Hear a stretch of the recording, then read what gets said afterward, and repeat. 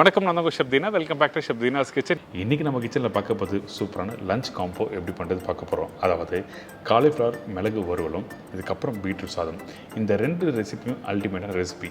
ஏன் கேட்டிங்கன்னா பீட்ரூட் சாதத்தில் அதிகமான காரம் இருக்காது. அந்த டைமில் இந்த மாதிரி காலிஃப்ளவர் பெப்பர் வறுவல் நீங்கள் வச்சு சாப்பிட்டீங்கன்னா சூப்பராக இருக்கும். நீங்கள் ரெகுலராக பண்ணுற ஸ்டைல் இல்லாமல் இந்த காலிஃப்ளவர் மிளகு வறுவல் வந்து ஜஸ்ட்டு அந்த மிளகுத்தூளை போட்டு காலிஃப்ளவர் போட்டு பிரட்ட போகிறோம். அது எப்படி பண்ணுறது சொல்லிட்டு நம்ம பார்க்கலாம் ஸ்டெப் பை ஸ்டெப்பாக. ஃபஸ்ட்டு இந்த காலிஃப்ளவர் பெப்பர் வறுவலுக்கு தேவையான பொருட்கள் என்ன பார்த்துலாமா?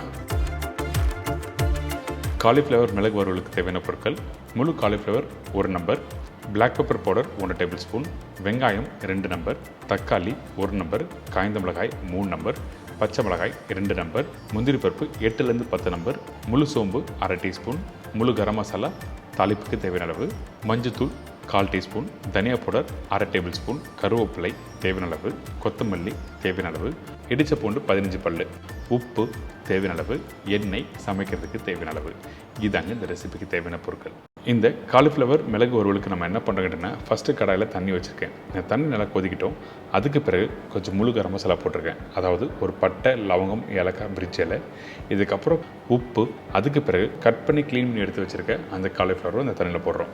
அதுக்கப்புறம் மஞ்சத்தூள், பச்சை மிளகாய் இதெல்லாம் போட்ட பிறகு நம்ம என்ன பண்ணுறோன்னா இதை நல்லா குக் பண்ணுறோம்.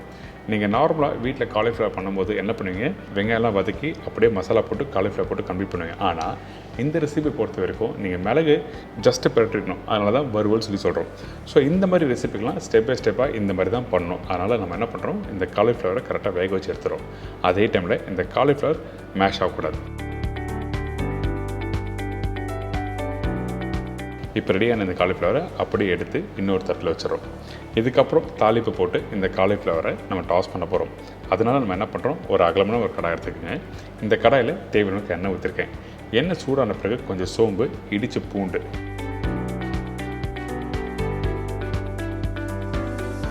அதுக்கப்புறம் காஞ்ச மிளகாய். இந்த காஞ்ச மிளகாய் இந்த மாதிரி ஒன்றும் பாதியாக உடச்சி போடுங்க. அதுக்கப்புறம் பச்சை கருவேப்பிலை, அதுக்கு பிறகு வதக்க ஆரம்பிக்கிறோம்.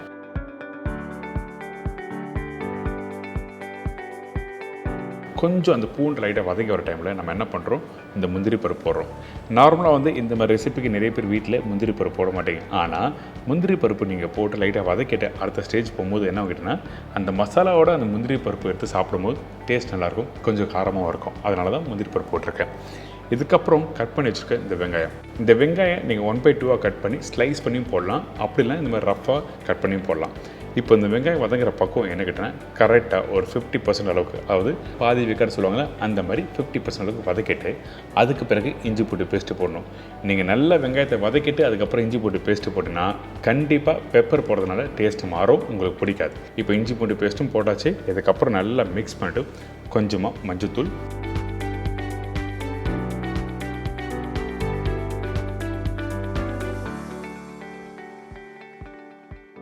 அதுக்கு பிறகு தனியா பவுடர். இந்த இடத்துல சில்லி பவுடர் போடலாமா கேட்டிங்கன்னா கண்டிப்பாக யூஸ் பண்ணக்கூடாது சில்லி பவுடர். இந்த தனியாத்தூள் போட்ட பிறகு கொஞ்சமாக தண்ணி ஊற்றுறேன். தண்ணி ஊற்றின பிறகு இந்த மசாலாவை குக் பண்ணுறோம்.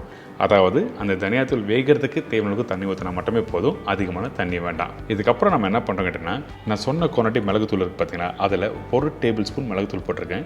இந்த மிளகுத்தூள் போட்ட பிறகு அந்த வெங்காயத்தோட மிக்ஸ் பண்ணணும். ரொம்ப நேரம் குக் பண்ணக்கூடாது, அப்படி குக் பண்ணால் கசப்பு தன்மை வந்துடும். அதனால் மிளகுத்தூள் போட்டு வெங்காயத்தில் ஜஸ்ட் பரட்டிட்டு அதுக்கப்புறம் எடுத்திங்கன்னா இந்த மாதிரி மசாலா ரெடியாக இருக்கும்.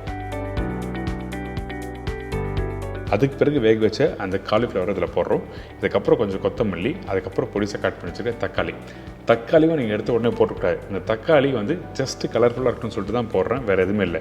அந்த காரத்தோட அந்த தக்காளி சேர்த்து சாப்பிடும்போது கொஞ்சம் அந்த புளிப்பு இருக்கும். அதனால தான் இந்த தக்காளி கடைசியாக போட்டிருக்கேன். இதுக்கப்புறம் கொஞ்சமாக எண்ணெய் ஊற்றி இதை அப்படியே மிக்ஸ் பண்ணுறோம்.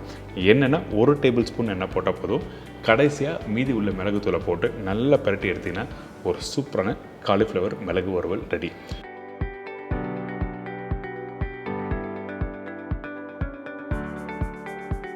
இன்றைக்கி நம்ம கிச்சனில் இந்த காலிஃப்ளவர் மிளகு வறுவல் எப்படி பண்ணுறது எல்லாரும் தெரிஞ்சிருக்கும். கண்டிப்பாக ட்ரை பண்ணி பாருங்கள். நீங்கள் ரெகுலராக பண்ணுற மெத்தட் இல்லை. கடைசியாக அந்த மூடி போடும்போது அடுப்பை ஆஃப் பண்ணிட்டோம். ஒரு 10 நிமிஷம் தம் ஆன பிறகு எடுத்திங்கன்னா ஒரு சூப்பரான ஸ்பைஸியான ரெசிபி ரெடி.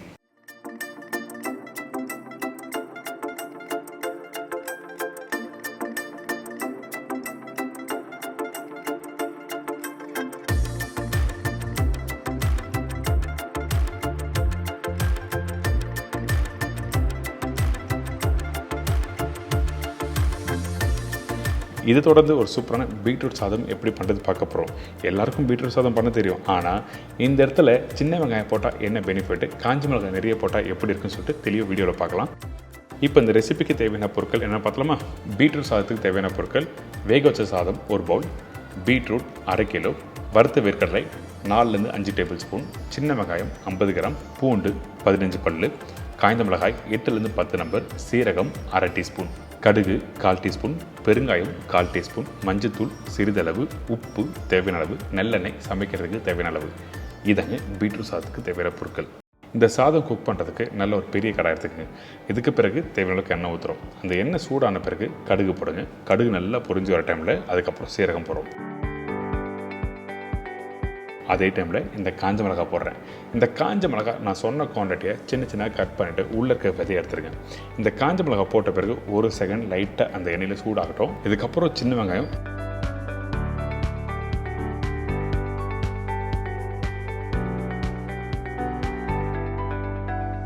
பூண்டு, பச்சை கருவேப்பிலை இதெல்லாம் போட்ட பிறகு லைட்டாக வதக்க ஆரம்பிங்க. பூண்டு நார்மலாக நம்ம என்ன பண்ணுவோம், தாளிப்பு போடணும் பூண்டு போடுவோம். ஆனால் இந்த இடத்துல பூண்டு வெங்காயம் போட்ட பிறகு தான் பண்ணுறோம். ஏன் கேட்டினா, இந்த பூண்டு நீங்கள் அந்த பீட்ரூட்டை குக் பண்ணும்போது கொஞ்சம் முழுசாக இருக்கும். கடைசியாக நீங்கள் சாப்பிடும்போது கொஞ்சம் லைட்டாக அந்த காரம் தெரியும். அதனால தான் இந்த மாதிரி பண்ணுறேன். அடுத்தது வறுத்த வேர்க்கடலை இதெல்லாம் போட்ட பிறகு நல்லா மிக்ஸ் பண்ண ஆரம்பிங்க. அதே டைமில் வெங்காயத்தை ரொம்ப நேரம் வதக்க வேண்டாம். லைட்டாக, அதாவது ஒரு 30 to 40% அளவுக்கு வெங்காயத்தை வதக்கிருக்கணும். இதுக்கு பிறகு மிளகாய் பவுடர், தனியா பவுடர் அந்த மாதிரி எந்த பவுடர் மசாலா யூஸ் பண்ணக்கூடாது. வெறும் மஞ்சத்தூள் மட்டும்தான் போட்டுக்கணும். இப்போ கிரேட் பண்ணி வச்சுருக்கேன் அந்த பீட்ரூட்டை இதில் போடுறோம். இந்த பீட்ரூட் போட்ட பிறகு அந்த தாளிப்போட மிக்ஸ் பண்ணுங்கள். அதே டைமில் உப்பு தேவையான போட்டுடணும். உப்பு போடாமல் இந்த பீட்ரூட்டை வதக்கக்கூடாது, சரிங்களா? இதுக்கப்புறம் கொஞ்சம் பெருங்காயம் போட்டிருக்கேன்.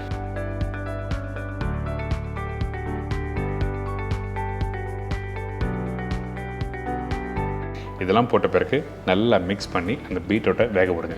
இந்த இடத்துல தண்ணி ஊற்றலாமல் கேட்டிங்கன்னா கண்டிப்பாக ஊற்றக்கூடாது. பீட்ரூட் வேகிறதுக்கு அதிகபட்சம் ஒரு 5லேருந்து ஒரு 6 நிமிஷம் டைம் எடுக்கும். அப்படி இல்லை இன்னும் 2 நிமிஷம் எக்ஸ்ட்ரா இருக்கும். வேறு எதுவுமே இல்லை. இந்த இடத்துல இன்னொரு விஷயத்தை கவனிக்கணும்.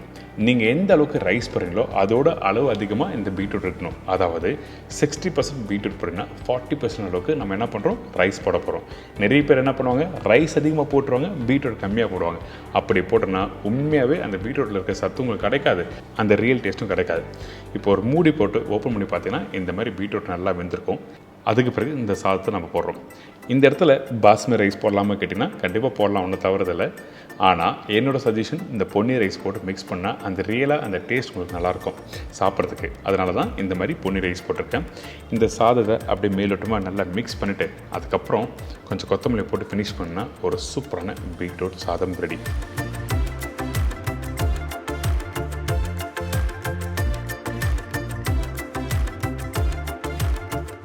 பார்த்தீங்களா, இன்றைக்கி நம்ம சேனலில் ஒரு அருமையான காலிஃப்ளவர் மிளகு வறுவல் இதோட இந்த பீட்ரூட் சாதம் எப்படி பண்ணுறதெல்லாம் தெரிஞ்சிருக்கும். கண்டிப்பாக ட்ரை பண்ணி பாருங்கள். மறக்காமல் ஃபீட்பேக் கொடுங்க. இதே மாதிரி நாளைக்கு இன்னொரு அருமையான டிஷ்ஷஸ் சந்திக்கிறேன். நன்றி, வணக்கம், see you, bye bye, take care.